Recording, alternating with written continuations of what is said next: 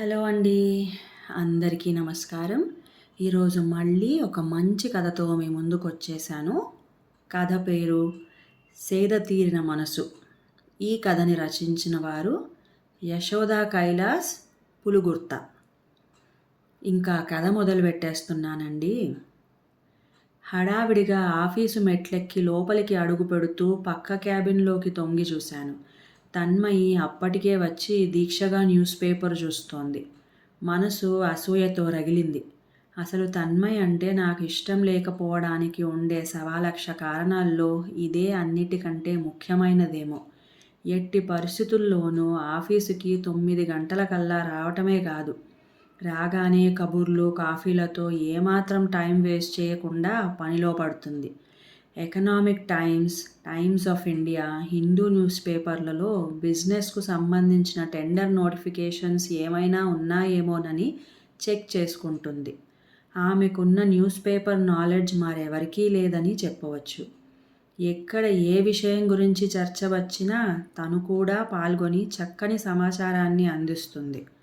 మనకంటే తెలివి తక్కువ వాళ్ళని, నీచులని క్షమించి స్నేహం చేయగలుగుతాం కానీ మనకంటే తెలివైన వాళ్ళని, మనకంటే సిన్సియర్గా కష్టపడి పనిచేసే వాళ్ళని ప్రేమించగలగడం, స్నేహం చేయడం అంత తేలికైన విషయం ఏం కాదు. మరి అందుకే తన్మయ్ అంటే ఒక రకమైన అసహనం నాకు. ఈ విషయంలో నా ఆలోచన, నా ఊహలు తప్పు అని అనుకోకుండా నేను కరెక్ట్గానే ఆలోచిస్తాననుకుంటూ నన్ను నేను సమర్థించుకుంటూ ఉంటానన్నమాట. అసలు ఆ మాటకొస్తే ఆమె పేరు దగ్గర నుంచే తనంటే నాకు ఇష్టం ఉండదు. తన్మయ్ ఎంత అందమైన పేరు. నా పేరేమో భాగ్యవతి. నేను పుట్టినప్పుడు మా వాళ్ళకి ఇంతకంటే గొప్ప పేరు దొరకలేదేమో. లేక భాగ్యవతి అని పెడితే భాగ్యాన్ని తెచ్చిపెడతానని అనుకున్నారో ఏంటో. నేను భాగ్యాన్ని తెచ్చానో లేదో కానీ నా పేరు ఎంత పాతగా మోటుగా ఉందో అని అనుకోని క్షణం లేదు. ఎంత చెత్త పేరు నాది. పైగా మా ఆయన ఎంతో ముద్దుగా భాగ్య అంటూ పిలుస్తుంటే నా పేరు మీద నాకే అసహ్యం కలుగుతుంది. ఒక్క పేరే కాదు, అన్ని విషయాల్లోనూ నేను తన్మయ్ కంటే తక్కువే. నేను ఒక యూడీసీ గ్రేడ్లో చేరి మెల్లిగా కష్టపడి ప్రమోషన్లు సంపాదించి ఆఫీసర్ని అయితే, తనేమో చిన్న వయసులోనే పెద్ద చదువులు చదివి డైరెక్ట్ రిక్రూట్మెంట్లో నాకంటే పెద్ద క్యాడర్లో చేరింది. ఎంతో తెలివైనది. మంచి కమ్యూనికేషన్ స్కిల్స్ ఉన్నాయి తన్మయికి. చిన్నప్పటి నుండి కాన్వెంట్లలో చదివిందట. అదీ కాకుండా లేటెస్ట్ టెక్నాలజీ బాగా తెలిసిన అమ్మాయి. పెద్ద పెద్ద టెండర్లు అవి సిస్టంలో డౌన్లోడ్ చేసుకుని పనిని చాలా సింప్లిఫైగా చేసేసుకుంటూ అనుకున్న టైంలో టెండర్లు సబ్మిట్ చేయడంతో పాటు పని విషయంలో తన నాలెడ్జ్ని అప్డేట్ చేసుకుంటూ ఉండే తన్మయ్ అంటే అందరికీ అభిమానం. మాది మార్కెటింగ్ విభాగం. కస్టమర్స్తో పెద్ద పెద్ద ప్రాజెక్ట్స్ తాలూకు అనేక విషయాలను, ఆర్డర్స్ నెగోసియేషన్స్ను చాలా బాగా చేస్తుంది తన్మయ్. మా డీజీఎం గారే ప్రతి విషయానికి తన్మయ్నే సంప్రదించడం, ఆవిడనే సలహా అడగడంతో అందరికీ ఆమె తలలో నాలుకలాగా అయిపోయింది వచ్చిన కొద్ది కాలానికే. పెళ్ళైన అమ్మాయే. ఇంకా పిల్లల బాదరబందీ లేకపోవడంతో అందరికంటే ముందే చక్కగా నీట్గా డ్రెస్ చేసుకుని ఆఫీస్కి వస్తుంది. ఎంత పని చేసినా అలసట అన్నది కనిపించనీయకుండా ఎల్లవేళలా చిరునవ్వుతో ఉండే తన్మయ్ని చూస్తుంటే నాకు ఆశ్చర్యం. నేనేమో నా 2 పిల్లలని సవరించి ఇంటిల్లిపాదికి అన్నీ అమర్చిపెట్టి ఆదరబాదరాగా బస్సులెక్కి దిగి రొప్పుకుంటూ రోజుకుంటూ చెమట కార్చుకుంటూ వస్తాను. ఆఫీస్లోకి అడుగు పెడుతూ నా చీర కేసు చూసుకుంటాను. ప్రొద్దుట వస్తూ చక్కని ఇస్త్రీ చీర కట్టుకున్న ఆఫీస్కు చేరేసరికి ఏమిటో నలిగిపోయినట్లుగా, పాతగా ఏమిటి ఈ చీర కట్టుకున్నానంతగా అసహనం, కోపం, దుఃఖం కలుగుతాయి. వెంటనే తన్మయ్ కట్టుకున్న చీర కేసి చూడ్డం, ఎంత చక్కని చీర కట్టుకుంది, ఎంత బాగుందో కదా, ఫ్రెష్గా, అందంగా అనుకోవడం మామూలైపోయింది ఈ మధ్య. సాయంత్రాలు అంతే. ఏదైనా పని ఉంటే ఆగిపోతుంది. ప్రొడక్షన్ టైంలోనే కాకుండా అర్జెంట్ పనుంటే ఆఫీస్ అయ్యాక కూడా కూర్చుని పని చేసుకుంటుంది. నాకేమో సాయంత్రం 5 అయితే చాలు. ఇంటికెళ్ళలేకపోతే కొంపలంటుకున్నంత టెన్షన్. కానీ ఈ మధ్య నేను తన్మయ్‌ని గమనిస్తూ అప్పుడప్పుడు టెక్నికల్ జర్నల్స్‌ని చదవడం, సిస్టమ్‌లో నా సర్వే రిపోర్ట్‌ని తయారు చేసుకోవడం, కొన్ని కంప్యూటర్ లాంగ్వేజెస్ నేర్చుకోవడం మొదలుపెట్టి నన్ను నేను ఇంప్రూవ్ చేసుకోవడానికి ప్రయత్నిస్తున్నాను. దీనికి స్ఫూర్తి తన్మయ్ అని చెప్పడానికి నా అహం అడ్డు వస్తుంది. నేను కష్టపడుతున్న దానికి తన్మయ్‌కి క్రెడిట్ ఇవ్వడం నాకిష్టం లేదు. ఆమెను చూస్తుంటే నాకు చెప్పలేని అసహనం కలుగుతోంది. ఈ అమ్మాయిలో ఏమి బలహీనతలు లేవు అనుకుంటూ ఆమెలో బలహీనతలను వెతకటమే నా పనిగా పెట్టుకుంటూ ఎప్పుడూ ఆమెనే గమనించడం ప్రారంభించాను. ఆ రోజు ఆఫీస్‌కి రాగానే మా డీజీఎం గారు ఆయన క్యాబిన్‌లోకి వెంటనే రమ్మనమని నాకు మెసేజ్ చేశారు. నేను ఆయన క్యాబిన్‌లోకి వెళ్ళేటప్పటికి తన్మయ్ కూడా ఆయన ఎదురుగా కూర్చొనుంది. ఇద్దరూ ఏదో చర్చించుకుంటున్నారు. నన్ను చూడగానే తన్మయ్ చిరునవ్వు నవ్వింది. బదులుగా నా పెదవులు బిగుసుకున్నాయి. చూడండి భాగ్యవతి, మనకు ఆ విశాల్ స్టీల్ ప్లాంట్ ఆర్డర్ వచ్చింది కదా! ఆ ప్రాజెక్ట్ ఎగ్జిక్యూషన్ మీకే అసైన్ చేస్తున్నాను. చాలా ప్రెస్టీజియస్ ప్రాజెక్ట్ ఇది. సకాలంలో పూర్తి చేస్తే మార్కెట్లో మన కంపెనీ ఇమేజ్ పెరగడమే కాకుండా దీని ఆధారంగా ఇంకా చాలా ప్రాజెక్ట్స్ ఆర్డర్స్ వచ్చే అవకాశం ఉంది. మీకు ఏవైనా సందేహాలుంటే తన్మయ్ గారిని సంప్రదించండి అని చెప్పడంతో నాలో అసహనం ఇంకా ఎక్కువైంది. తప్పదు, ఒక్కొక్కసారి దేవుడి పరీక్ష అన్నట్లు మనకిష్టం లేని విషయాలే జరుగుతాయి. ఓకే సార్ అని చెప్పి ఆయన ఇచ్చిన ఫైల్‌ను తీసుకుని నా సీట్‌కు వచ్చేశాను. నేను సీట్లో కూర్చున్న 10 నిమిషాలకే తన్మయ్ నుండి మెయిల్. ఇంక ఈవిడ గారు క్షణం కూడా ఊపిరి తీసుకోనివ్వదనుకుంటూ మెయిల్ చదివాను. దాని సారాంశం ఏంటంటే, ఆ ప్రాజెక్ట్‌కి సంబంధించిన వర్క్ ప్రోగ్రెస్‌ని రివ్యూ చేయడానికి ప్రతి బుధవారం, శనివారం సాయంత్రం 4 గంటలకి తన క్యాబిన్‌కు రమ్మనమని. ఓకే చేయాలి. చేశాను. ఆ రోజు సాయంత్రం ఆఫీస్ అయిపోయిన వెంటనే ఇంటికి బయలుదేరబోతుండగా ఇంట్లో కాయగూరలు అయిపోయాయని గుర్తుకొచ్చి ఆఫీస్‌కి దగ్గరలో ఉన్న రిలయన్స్ ఫ్రెష్‌కి వెళ్ళాను. లోనికి వెళ్ళి కాయగూరలు చూస్తుంటే పక్క నుండి హాయ్ భాగ్యవతి గారు అని వినిపించి తల ఎత్తి చూస్తే తన్మయి చిరునవ్వు నవ్వుతూ అమ్మా తల్లి, ఇక్కడ కూడా నువ్వేనా అని మనసులో అనుకుంటూ పైకి చిరునవ్వు నవ్వాను. నాకు తెలుసు అది నా మనసు నుండి రాలేదని. అయిపోయిందా మీ షాపింగ్ అనగానే అయిపోయిందని చెప్పాను. తన షాపింగ్ కూడా అయిపోయిందని చెప్పింది. ఇద్దరం కౌంటర్లో బిల్ పే చేసి బయటకు వచ్చాం. వెంటనే తన్మయి భాగ్యవతి గారు, మా ఇంటికి వెళ్దాం రాకూడదు, ఇక్కడ నుండి 10 నిమిషాలు డ్రైవ్, ప్లీజ్ కాసేపు కూర్చుని కాఫీ తాగి వెళ్దురు గాని అంటూ ఆహ్వానించింది. మరోసారి వస్తానని చెప్పబోయేంతలో మీరు వస్తున్నారు అంతే అని మరో మాటకు ఆస్కారమియ్యకుండా కార్ పార్కింగ్‌కి దారితీసింది. కారులో వాళ్ళింటికి వెళ్ళాం.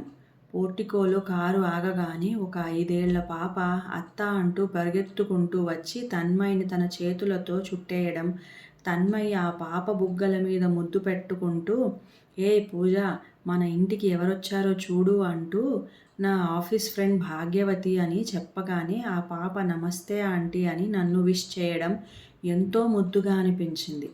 ఆ పాప ఎంత ముద్దుగా ఉంది, డాల్ లాగా అని అనుకోకుండా ఉండలేకపోయాను. లోపలకు వెళ్దాం. ఇల్లు ఎంతో పొందికగా నీట్‌గా ఉంది. తన్మయ్‌లాగే. హాల్‌లో ఒక ముసలాయన ఏదో టీవీ ప్రోగ్రాం చూస్తూ మమ్మల్ని చూడగానే ఆఫ్ చేసేశారు. వాళ్ళను నాకు పరిచయం చేస్తూ తన్మయి మా అత్తయ్య, మావయ్య అని చెప్పి నన్ను కూడా వారికి పరిచయం చేసి కూర్చోండి భాగ్యవతి, ఇప్పుడే వస్తానని లోనికి వెళ్ళింది. వాళ్ళ అత్తగారు మాట్లాడసాగారు. తన్మయి తమ కోడలని వారి అబ్బాయి ప్రాజెక్టు పని మీద అమెరికా వెళ్ళాడని, అందరిని విడిచి వెళ్ళలేనంటే తన్మయే నచ్చజెప్పి పంపిందని, ఆ పాప తమ మనవరాలని, కూతురు అల్లుడు యాక్సిడెంట్లో పోయారని, తన్మయి తమని కన్న తల్లిదండ్రుల్లాగా ఆ పాపని కన్న కూతురులాగా చూసుకుంటుందని చెప్పారు. ఈ లోపల తన్మయి ఒక ట్రేలో కాఫీ కప్పులు, స్నాక్స్‌తో వచ్చింది. కాఫీ అందరికీ ఇచ్చి సోఫాలో నా పక్కనే కూర్చుని అత్తగారు మామగారిని మందులు టైంకి వేసుకున్నారా, లంచ్ టైంకి తిన్నారా అని వివరంగా శ్రద్ధగా అడిగి తెలుసుకుంది. వాళ్ళు కూడా చిన్న పిల్లల్లాగా ఏం చేశారో వంతులు వేసుకుంటూ మరీ చెప్పడం ఎంతో ముచ్చటగా అనిపించింది.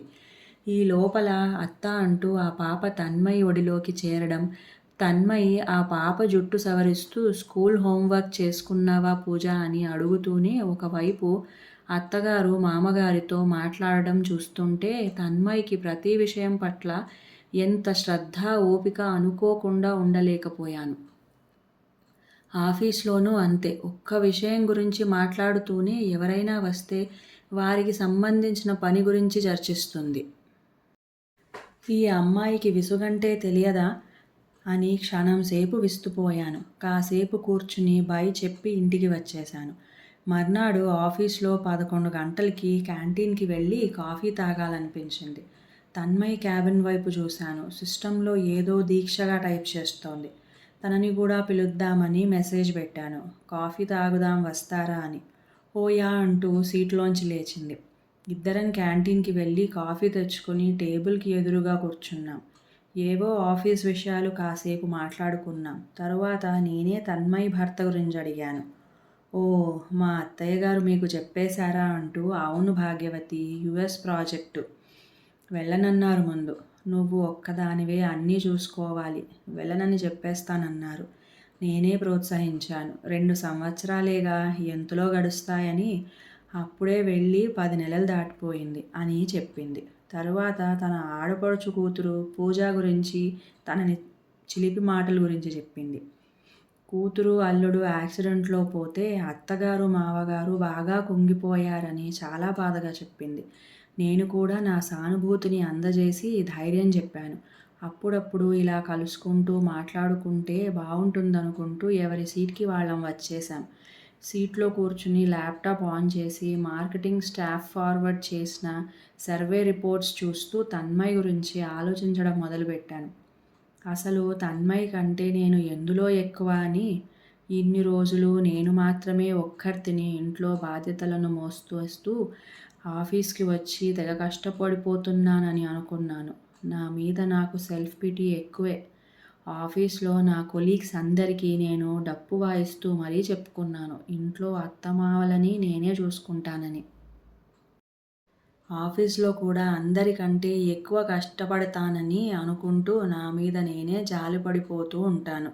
కానీ తన్మయిని చూస్తుంటే నేను ఆమె ముందు ఎంత అల్పురాలినో అర్థమయ్యింది. ఆమె బలహీనత మీద దెబ్బతీయాలని అనుకున్నాను. ఆమె మీద అసహనంతో మండిపోయాను. కానీ ఆలోచిస్తే తన్మయి మోస్తున్న బాధ్యతల కంటే ఎక్కువ తనవి అని. ఆమెకేం టింగురంగా అంటూ ఆఫీస్కొచ్చి సీట్కి అతుక్కుపోతుంది. పిల్లా జల్లా లేరు కదా అని ఎన్నిసార్లు అనుకోలేదు. నిజానికి తన్మయి ఇంతవరకు తన కుటుంబ విషయాలను ఎవరి దగ్గర టాంటాం వేసుకోలేదు. ఎన్ని బాధ్యతలను మోస్తున్నా వాటి తాలూకు అలసట, విసుగు ఆమె ముఖంలో ఎప్పుడూ కనబడలేదు. నేను అడిగితే అంతవరకు బయటపెట్టని చక్కని సంస్కారం. Hats off Tanmayi. నేనే ఆమె స్థానంలో ఉంటే ఈ పాటికి డప్పు వేసుకుని అందరికీ చాటింపు వేస్తూ వాళ్ళ సానుభూతిని ఆశిస్తూ oh god Tanmayi, you are really great, నేనే నీ గురించి ఇంతవరకు చాలా సంకుచితంగా ఆలోచించాను అనుకునేసరికి మానసికంగా ఒక గొప్ప రిలీఫ్. ఆమె పట్ల కరడుగట్టేసిన అసహనం కొద్ది కొద్దిగా కరిగిపోతున్న అనుభూతి. దాని స్థానంలో ఆమె పట్ల అభిమానం, గౌరవం కలగసాగాయి. నా ఆలోచనా దృక్పథంలో వచ్చిన పరిణితి నా మనస్సుని సేదతీర్చడమే కాకుండా నా మీద నాకు ఇష్టం కలిగేలా చేసింది. ఇంకా కథ సమాప్తం.